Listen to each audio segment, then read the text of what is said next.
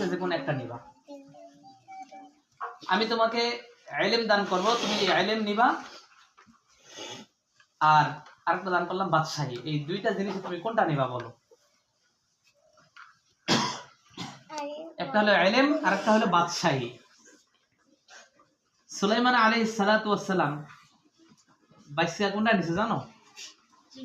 বাদশাহী নাই না, নিছে ইলম। কি নিছে? ইলম। আল্লাহ তাআলা এত খুশি হইছে, খুশি হইয়া বললেন যে আচ্ছা তুমি যে প্রথম জিজ্ঞাসা করলেন তুমি যে বাদশাহী থুয়ে ইলম নিছো কেন?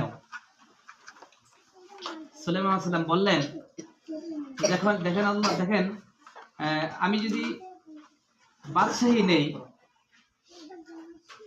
তাহলে এই বাদশাহী দ্বারা আমি আসলে দুনিয়াতে হয়তো কিছুদিন ভালোভাবে চলতে পারবো, কিন্তু এই বাদশাহী দ্বারা আমার পরকালে কোনো কাজে আসবে না।